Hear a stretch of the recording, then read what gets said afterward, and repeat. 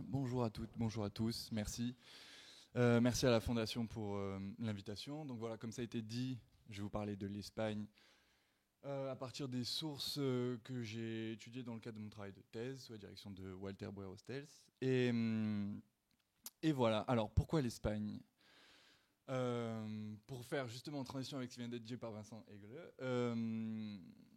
en Espagne, pendant les 8 années que l'armée française occupe la péninsule, en même temps j'ouvre mon texte, se met en place une guérilla. Et le terme de guérilla moderne, qui signifie une guerre asymétrique, vient de cette période où, sous l'Ancien Régime, on pratique déjà la petite guerre, la small wars. Il y a des traités qui ont été écrits en France, en Angleterre, etc. À partir de l'Espagne, le terme guérilla est transposé dans les autres langues en espagnol pour une signification qui lui est propre. Et donc, c'est intéressant de se poser la question, qu'est-ce qui se passe en Espagne pour justifier la conceptualisation d'un nouveau terme, pour décrire les pratiques de guerre asymétriques qui s'y font. Et je pense que c'est à travers l'espace que représentent les hôpitaux qu'on peut au mieux étudier ces évolutions. Hop. Alors, hop là, voilà. Mais pourquoi je pense ça? Parce que cet espace-là, c'est ce qui explique le titre, l'espace des hôpitaux permet une inversion du rapport de force entre occupants et occupés. Dans le cas des hôpitaux, comme ça a été vu ce matin, les occupants sont blessés, à la merci des occupés qui doivent gérer la logistique, qui doivent parfois gérer les soins. Et donc, cet espace-là permet de questionner les failles d'une occupation et de montrer les interstices de résistance qui sont à disposition des populations occupées. Par contre, du coup, ce qui va être l'objet de cette présentation, c'est de se demander dans quelle mesure les hôpitaux peuvent être des zones franches ou des zones de guerre, et ça, selon la diversité des cas. Alors là, je vous ai mis une carte de quelques hôpitaux que j'ai pu recenser en Espagne en 1810, pour essayer de bien situer la complexité qu'il y a à essayer de faire une seule réponse. C'est que l'Espagne, la péninsule ibérique est très grande, ça recouvre une diversité de situations d'occupation, une diversité de contextes géographiques, de contextes politiques, et tout au long d'une longue période que dure l'occupation de l'Espagne, qui dure de 1808, donc l'occupation de Madrid comme on vient de le voir, jusqu'au départ total des troupes françaises vers fin 1813. Donc, mon intervention va essayer de répondre à cette question dans 3 grands axes et je vais essayer de distinguer les contextes chronologiques, géographiques, en m'intéressant à ce qui se passe premièrement pendant la flambée insurrectionnelle uniquement de l'été 1808, qui va structurer aussi beaucoup de rapports entre civils et militaires pendant la suite de l'occupation. Dans un deuxième temps, m'intéresser à ce qui se passe entre les guérillas et les hôpitaux et de voir quel est le statut des civils lors de ces attaques de guérilla. Et enfin, dans un dernier axe, m'intéresser un peu plus aux espaces où l'occupation est plus ou moins pacifiée et de voir quel est le rôle que jouent les civils dans ces hôpitaux dans ces espaces un peu plus occupés et pacifiés. Alors, pour commencer, c'est pour ça que la transition est parfaite, c'est que je vais commencer directement à montrer ce qui se passe dans les hôpitaux de Madrid lors de l'insurrection du 2 de Mayo, pour reprendre, juste on en était au tableau de Goya, avec un témoignage de Jean-Baptiste Grivel, qui explique que dès que l'insurrection a lieu, l'insurrection qui est un mouvement populaire, comme on vient de le voir, une espèce d'émeute qui a lieu instantanément, l'armée fonce aux hôpitaux. Et dès qu'ils arrivent à l'hôpital, ils racontent, la populace grondait et elle était difficilement contenue par un piquet de 50 hommes qui formaient la garde. Donc c'est ce qu'on disait sur le fait que l'armée régulière n'ait pas participé aux émeutes, mais que la population arrive jusqu'aux hôpitaux. Donc Jean-Baptiste Grivel arrive. Il était temps car les pierres commençaient à arriver. Nous pensâmes à faire armer tout de suite les fiévreux et tous ceux des malades qui pouvaient se tenir debout. On appela aussitôt l'homme qui avait la clé de la salle d'armes, mais cet homme résistait et contrefaisait le fou. Comme le moment pressait et qu'il n'y avait pas une minute à perdre, si nous voulions sauver l'hôpital, je le sommais de donner vite la clé. Donc là, cet extrait-là permet de voir que rien qu'à partir de l'espace des hôpitaux, on voit différentes réactions de la part des civils. Il y a les civils qui sont des Espagnols, il y a les civils qui sont émeutiers qui commencent à jeter des pierres, il y a l'armée qui garde, qui n'intervient pas, et il y a aussi des formes de résistance un peu hybrides, comme cet homme qui fait gagner du temps aux émeutiers en essayant de ne pas ouvrir la porte. Les émeutes qui ont lieu autour de l'hôpital, elles sont aussi reprises dans les mémoires de Dominique Jean Larrey, qui est le médecin de la Grande Armée, qui raconte que voilà, il y a eu des. Par contre, on arrêta quelques infirmiers espagnols qui, de complicité avec les insurgés du dehors, avaient déjà fait violence à quelques malades et à deux ou trois de nos officiers de santé. Donc, ces témoignages-là qu'il faut prendre aussi avec des pincettes, on peut retrouver en effet le lendemain, dans la publication des condamnations qui ont eu lieu après le DOS de Mayo, les noms de ces infirmiers ou les noms de ces civils qui ont été arrêtés, et en motif, on retrouve qu'ils ont participé aux émeutes devant l'hôpital. Donc on voit bien encore une fois qu'il y a des rôles différents pour les civils, et que là cette fois-ci c'est les infirmiers espagnols qui sont dans l'hôpital qui eux participent de leur manière à la résistance. Donc là il faut bien comprendre que ce qui se passe à Mayo, le DOS de Mayo à Madrid, c'est un moment circoncis à cette émeute populaire, mais qu'ensuite ça va structurer ce qui se passe tout au long de l'été 1808 jusqu'au départ des Français. Parce que ce qu'on retrouve dans les sources et dans la correspondance, en plus de quelques actes de civils envers les Français, les autorités se rendent compte que les hôpitaux sont particulièrement ciblés. Donc, je vous ai mis une des correspondances parmi d'autres qui dit « À l'essentiel des hôpitaux existants, il n'y a aucune force armée française. Vous ne pouvez vous dispenser d'apercevoir qu'après ce qu'il s'est passé dans divers endroits où nos malades n'étaient point sous la protection d'une garde française imposante, il a été commis sur un grand nombre de ces malades des actes de barbarie dont il faut éviter les répétitions. » Et donc, cet exemple, pour moi, il permet de voir que les hôpitaux militaires, dans cette période de l'occupation-là, qui, comme on l'a dit, est une occupation un peu forcée et qui, au début, était juste des alliés qui occupaient le pays, les hôpitaux, en fait, cristallisent toutes les tensions vis-à-vis de la population. Parce que c'est des lieux qui exigent beaucoup de réquisitions, des chaises, des lits, de la main-d'œuvre, mais aussi, ils permettent d'être des exutoires à ces tensions parce qu'ils sont faiblement protégés, et parce que les blessés à l'intérieur sont faibles et sont des Français. Donc la population y voit à la fois les responsables de leur situation et des réquisitions, et à la fois ils y voient une cible facile, parce que moins protégés. Et voilà, donc là on est toujours à la suite de l'été 1808, et pour dire qu'en fait les formes de résistance des civils, c'est pas uniquement de jeter des pierres ou de s'en prendre aux blessés, il peut y avoir des formes de résistance plus insidieuses. Donc là, dans ce témoignage de Léon Dufour, il relate le fait que le 10 juillet, le feu prend dans un magasin au voisinage de l'hôpital. Et donc l'incendie se propage jusqu'à l'hôpital, et il décrit les Espagnols restés spectateurs, inertes à 60 pas, d'un magasin embrasé. Ils étaient tranquillement assis devant leur porte, et il fallut employer la force pour les contraindre au service des pompes. Donc c'est des archives ou des témoignages un peu plus rares qui montrent qu'il y a aussi des formes de résistance passive à l'occupation, qui peuvent prendre diverses formes. Et enfin, ce qui est intéressant là, c'est une fois que les Français quittent Madrid en 1808, une fois qu'il y a eu Bailén, que l'armée française est repoussée, avant que Napoléon revienne avec la Grande Armée, les hôpitaux sont abandonnés avec les blessés. En Madrid, à Valladolid, majoritairement au nord de l'Espagne. Et donc là, ce qui se passe, c'est qu'on pourrait s'attendre du coup à ce que les hôpitaux restent une zone de guerre et que fassent la cible des résistances. Mais il y a quelques rapports qui montrent que les autorités locales ont joué, même avec leur statut de civil, leur rôle d'autorité auprès de la population pour protéger les blessés français. Donc là, je vous cite le cas de Zénon Rocondios Somedevilla, qui est chancelier à Valladolid. Et donc, apparemment, d'après un rapport sur cette personne qui est écrit en 1810, donc il est à prendre avec des pincettes parce qu'en 1810, Valladolid est bien occupé par la France, et il est alors chancelier, il est alors intendant de la province, et donc il a ce rôle d'intercesseur qu'on parlait un peu plus avant. On dit qu'il a réussi, grâce à sa position, à protéger les blessés qui étaient laissés à l'hôpital. Mais c'est aussi quelque chose qui se passe, donc ça c'est à Valladolid, et c'est aussi quelque chose qu'on observe à Madrid.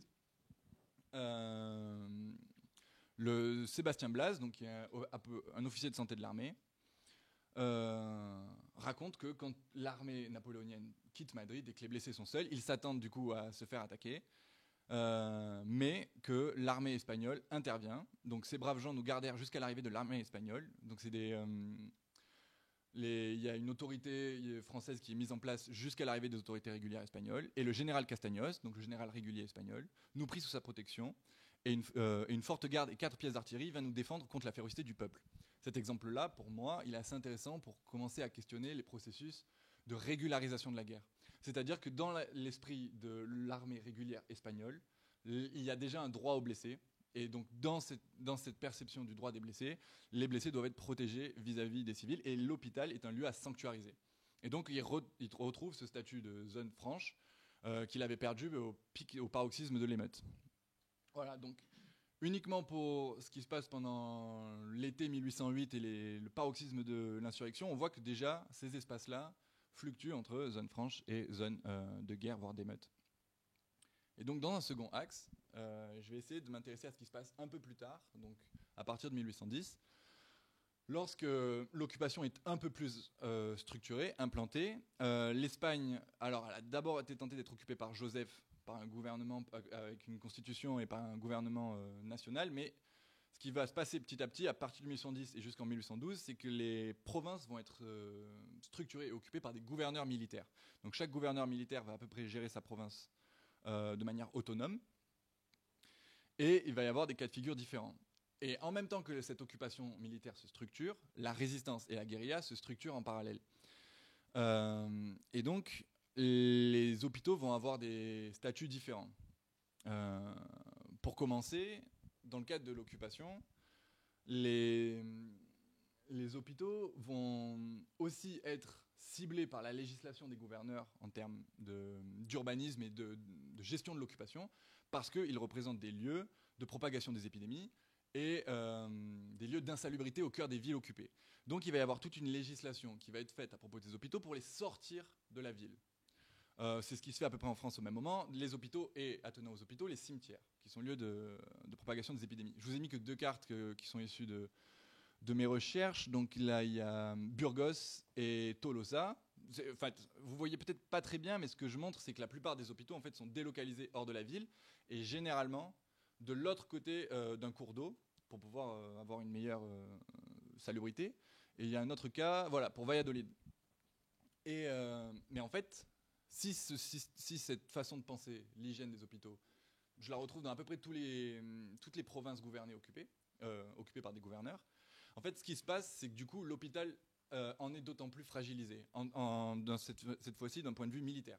Parce qu'il sort de l'enceinte de la ville, il bénéficie un peu moins de la protection de la garnison, et ainsi, il va faire l'objet, cette fois-ci, qui est un peu moins un objet instinctif exutoire des tensions des populations, mais cette fois-ci un objet stratégique de la part des guérillas, qui observent qu'il y a des espaces moins défendus et des cibles faciles.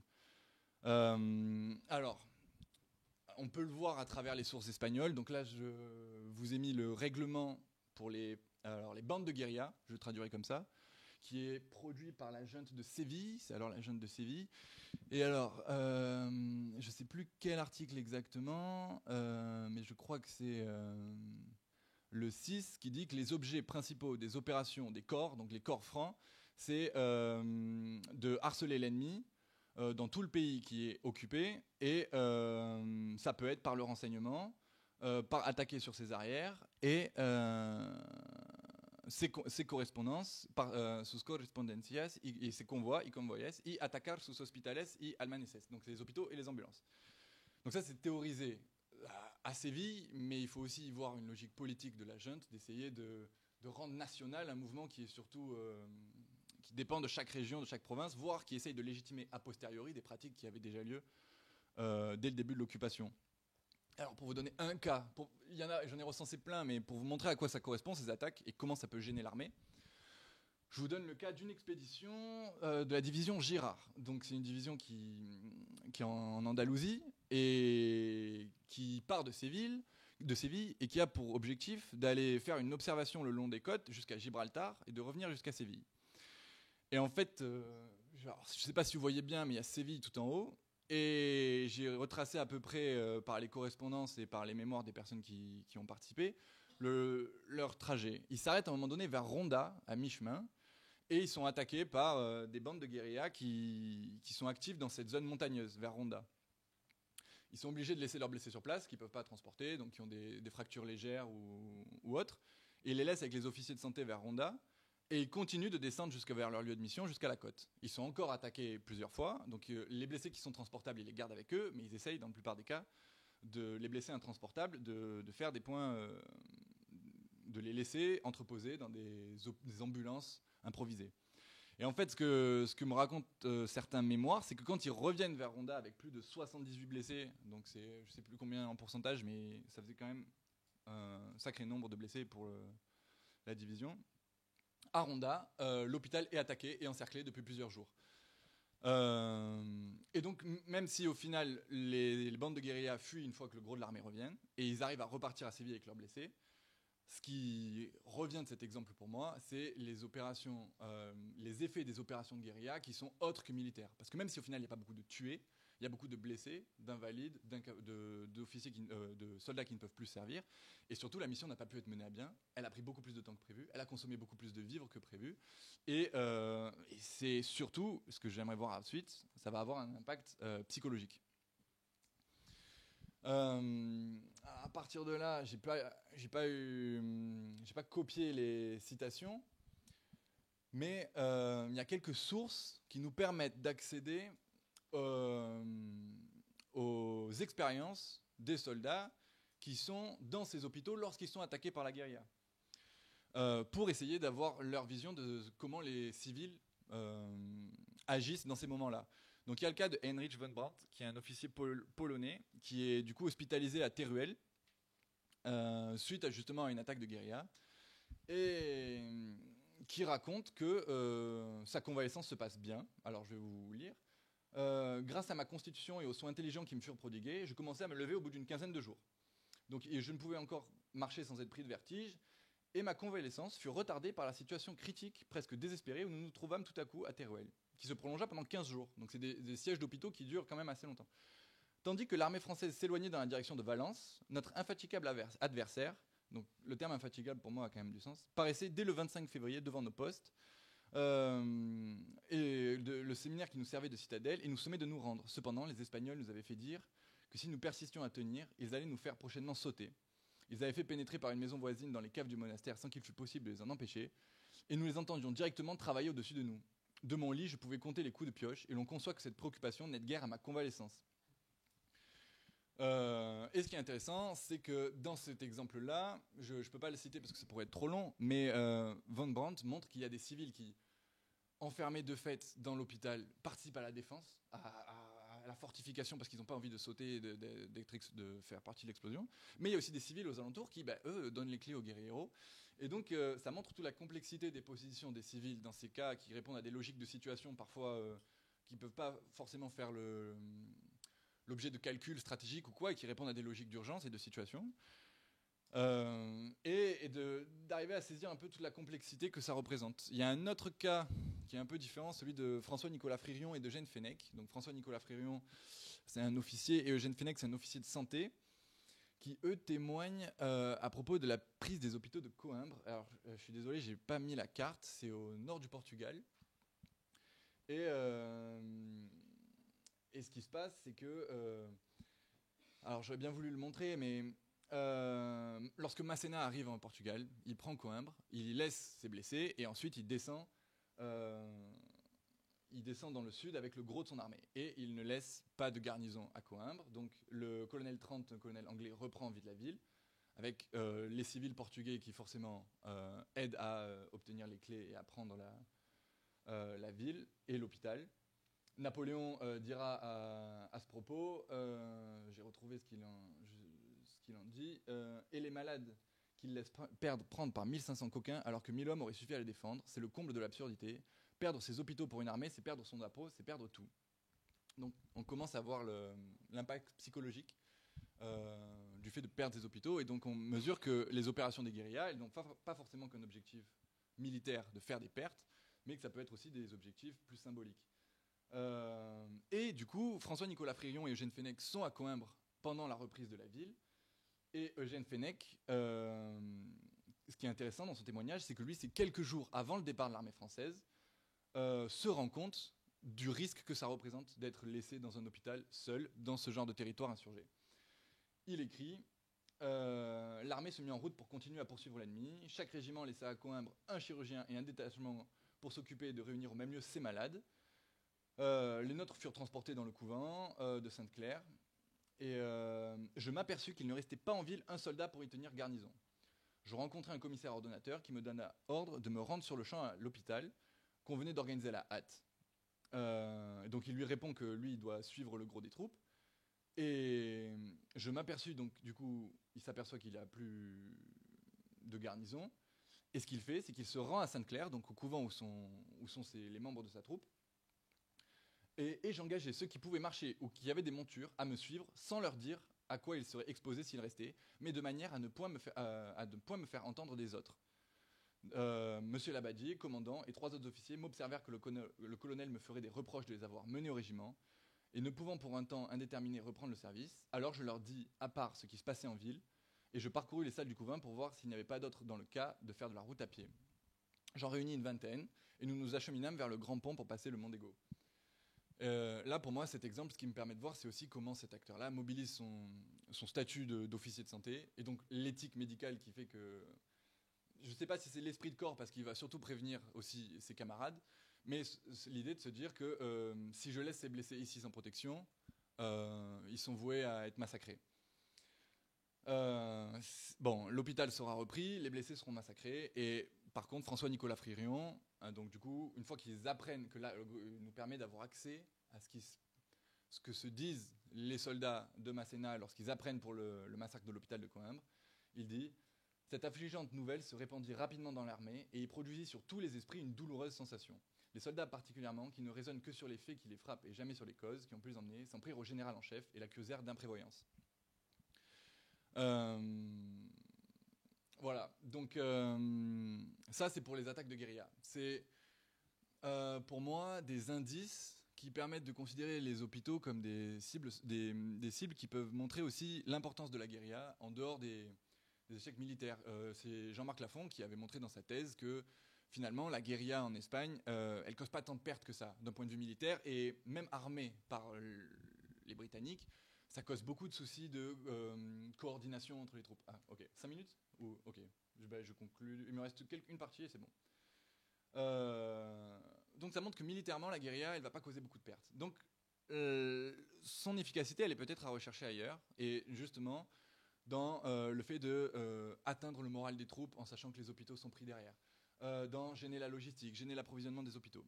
Et donc ça, c'est pour... Les guérillas sont surtout actives dans les zones de l'Espagne où l'occupation est moins entérinée. Ce que j'aimerais montrer dans une dernière partie très rapidement, parce que du coup il doit me rester 3 minutes, c'est pas forcément les attaques de la guérilla, mais c'est aussi des formes de résistance passive que peuvent mobiliser les civils pour freiner l'occupation ou pour la rendre plus difficile.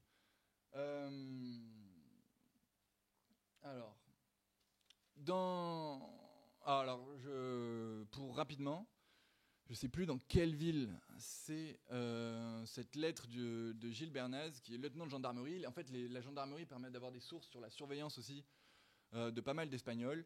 Il raconte, je ne vais pas vous la citer parce que j'ai plus le temps, mais il raconte en fait que le curé qui est en charge à l'hôpital du soin des blessés napoléoniens est aussi accusé d'embaucher les soldats pour la résistance. Il fait circuler des tracts espagnols ou en italien pour dire aux blessés, voilà dans quelle situation vous êtes, vous ne touchez pas de solde, vous êtes dans cet état critique, dans le côté de l'armée espagnole, on peut vous recruter et vous serez payé et vous combattrez une bonne cause, et voir si vous êtes des soldats étrangers dans l'armée napoléonienne, vous pourrez combattre le tyran Napoléon. Et alors là, toujours pour conclure sur les désastres de la guerre, des gravures de Goya, c'est des gravures qui montrent à chaque fois des Espagnols civils qui sont chargés d'enterrer les corps et les cadavres. Donc, en soi, c'est des gravures qui peuvent montrer les désastres de la guerre parce que le nombre de morts et la situation atroce qu'il en recourt. Mais quand je les couple à quelques témoignages de ce qui se passe dans les hôpitaux, pour vous les résumer en quelques secondes, j'ai des intendants qui racontent dans leur correspondance que leurs interlocuteurs espagnols ne leur fournissent pas les papiers en temps ou en heure, ou alors les renvoient vers un autre interlocuteur espagnol, par exemple le conseil municipal qui renvoie à l'intendant de la province qui renvoie ailleurs, et qui racontent tout bonnement à leur administration que Ben, il ne se fait rien. Au final, j'attends la réponse d'un tel, puis j'attends la réponse d'un tel, et je ne peux pas administrer les hôpitaux. On n'a pas les ressources qui arrivent. Ou d'autres qui disent, c'est Von Brand aussi qui raconte que du coup les Espagnols qui sont chargés de jeter les cadavres de l'hôpital au cimetière, donc ils jettent les cadavres en dehors, ils les chargent sur des charrettes pour les transporter dans l'immense fosse commune. Les Espagnols mis en réquisition pour cette tâche s'en acquittaient avec une joie diabolique. Ils me montraient du doigt les tertres déjà nombreux, indiquant les fosses déjà combles. Et c'est quelque chose que je prenais avec des pincettes parce que c'est le point de vue de Von Brandt, mais que j'ai aussi retrouvé dans la correspondance de certains chefs guérilleros, les correspondances de chefs qui sont conservées à l'Archive générale militaire de Madrid, qui montrent qu'en fait, oui, les guérilleros ont des informateurs dans les hôpitaux parce que tout simplement, ça leur permet d'avoir une idée des pertes ou de l'état psychologique ou sanitaire de l'armée en face. Et donc, c'est une image qui revient souvent. Là, j'avais écrit El Ritano, c'est un chef guerriero qui écrit le 26 novembre. Les cadavres, ils en prennent beaucoup pour ensemencer tout le terrain de la Cuesta. Il y en avait autant qu'il y en avait qui étaient enterrés. Ils pourraient certainement former une armée avec tout ce qui est enterré. Donc ça montre aussi que voir des hôpitaux dans cet état-là permet de remobiliser aussi, de mobiliser le sentiment de résistance espagnole. Je conclus. Je crois que je suis dans les temps. Alors, j'aurais pas le temps de vous le présenter, mais il y avait 2 points majeurs à ma conclusion. L'idée, en se questionnant sur ces espaces que sont les hôpitaux, c'est des zones franches ou des zones de guerre. Premièrement, c'est un aspect méthodologique. Ça peut permettre de dresser une typologie des actions ou des réactions des civils face à l'occupation. Alors là, c'est tout à fait en élaboration, mais l'idée, c'est que selon plusieurs axes, il y a des participations qui sont contraintes. Selon si c'est des personnes réquisitionnées, il y a des participations volontaires. On l'a vu, l'intendant de la province de Valladolid qui trouve un intérêt à protéger les Français parce qu'ensuite, il obtiendra des ressources et un poste à responsabilité. Et selon cet axe-là, il y a des actions ou des réactions qui vont plus ou moins favoriser l'occupation, comme ceux de protéger les blessés, fournir les charrettes, fournir le linge, etc. Et il y a des actions qui vont être plus ou moins fortement perturbatrices. Faire un sourire narquois en même temps qu'on jette les cadavres, ça va juste atteindre le moral un tout petit peu d'un soldat. Mais il y a d'autres cas que j'ai pas pu étendre aussi, mais empoisonner les rations de l'hôpital, ça va avoir un peu plus d'enjeux. Même si pareil, il n'y a pas beaucoup de morts, au final, ça a un impact psychologique sur le sentiment d'insécurité permanent qui naît dans l'armée française occupante. Et l'autre point, donc ça c'est pour le point méthodologique, et l'autre point c'est l'aspect un peu plus scientifique, parce qu'en fait, questionner la complexité de l'espace des hôpitaux, ça permet de penser à quel point c'est complexe l'espace du conflit dans un conflit asymétrique. Le conflit, il se joue pas seulement sur l'espace du champ de bataille, il se joue dans d'autres espaces, politiques, sociaux, etc. Sauf que c'est par l'entrée de l'hôpital qu'on peut voir le processus de régularisation de la guerre, de participation ou non des civils à l'occupation, d'accommodement ou de résistance des civils à l'occupation. Et ça permet de mieux saisir et de rendre plus intelligible les effets de la résistance espagnole sur l'occupation, la pérennité de l'occupation napoléonienne. Voilà, je vous remercie pour votre attention.